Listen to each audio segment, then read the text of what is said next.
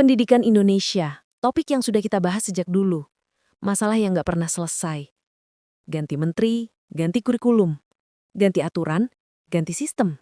Tapi hasilnya, kita tetap berjalan, sementara negara lain berlari.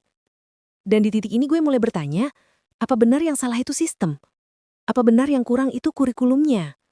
Apa benar semua ini gara-gara guru? Atau jangan-jangan masalahnya ada pada kita sendiri? Pada orang tua? Pada anak-anak kita? Pada budaya yang kita pelihara tanpa kita sadari?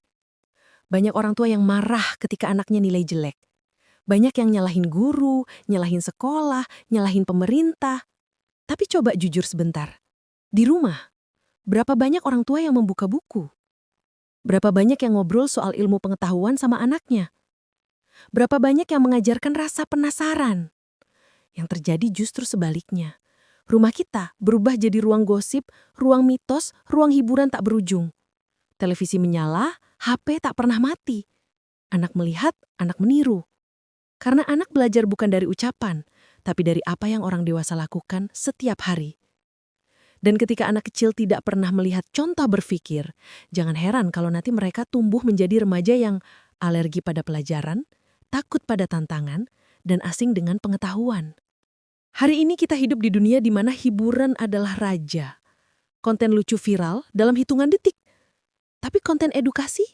Lewat sedikit, skip. Butuh mikir dikit, skip. Tak menarik di 3 detik pertama, skip.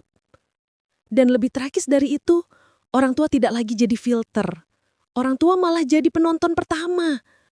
Gue pernah nanya ke beberapa temen gue yang guru. Gimana rasanya ngajar? Mereka cuma tersenyum pahit. Katanya, mengajar itu gampang. Yang susah itu membuat murid ingin belajar. Ada murid yang datang dengan semangat. Tapi banyak juga yang datang hanya numpang absen. Jasadnya di sekolah, tapi pikirannya entah di mana. Ada anak-anak di daerah yang putus sekolah. Bukan karena biaya, bukan karena jarak, tapi karena kecanduan game. Main Mobile Legends sampai subuh, tidak bangun sekolah, lama-lama hilang. Dan yang lebih menyakitkan lagi, orang tuanya membiarkan. Dipanggil sekolah, tidak datang. Ditelepon, tidak diangkat. Betapa beratnya tugas seorang guru ketika rumah tidak lagi menjadi tempat belajar, tapi tempat melahirkan kebiasaan buruk. Sekarang, coba lihat, siapa yang jadi panutan anak-anak kita? Influencer yang joget? Influencer yang pamer? Influencer yang viral karena sensasi? Bukan peneliti, bukan ilmuwan, bukan orang berprestasi. Kita membiarkan generasi ini tumbuh, bukan dengan mimpi ingin mencipta, tapi ingin terkenal. Dan di titik ini, gue sampai pada kesimpulan, kalau kita mau memperbaiki pendidikan, kita harus memperbaiki manusianya dulu. 1. Batasi dominasi konten sampah di media. Bukan melarang hiburan, tapi menyeimbangkan. TV, TikTok, Instagram, YouTube harus mulai bertanggung jawab. Terlalu banyak hiburan, terlalu sedikit edukasi. Dan algoritma mereka sedang membentuk masa depan bangsa. 2. Hidupkan budaya literasi dari rumah. Bukan sekedar anak harus membaca, tapi orang tua harus memberi contoh. Anak tidak akan membaca kalau mereka tidak pernah melihat bukunya terbuka. Stop gonta-ganti kurikulum. Sudah cukup. Bukan kurikulumnya yang rusak, pelaksanaannya yang lumpuh. Yang dibutuhkan pelatihan guru yang nyata, pembaruan buku yang relevan, tenaga administrasi khusus, ruang belajar yang manusiawi, dan konsistensi. Kurikulum tidak akan berjalan kalau manusianya tidak siap. Teman-teman, pendidikan adalah pondasi bangsa.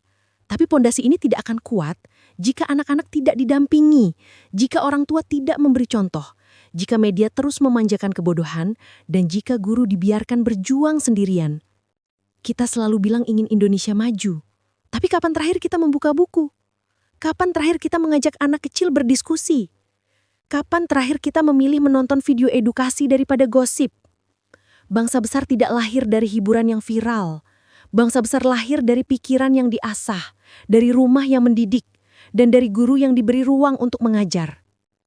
Gue Zarik, dan gue percaya bahwa perubahan pendidikan tidak dimulai dari gedung kementerian, tapi dimulai dari ruang keluarga kita sendiri. Kalau kalian setuju, atau punya sudut pandang lain, tulis di komentar. Kita bangun diskusinya bareng-bareng. Sampai jumpa di video berikutnya.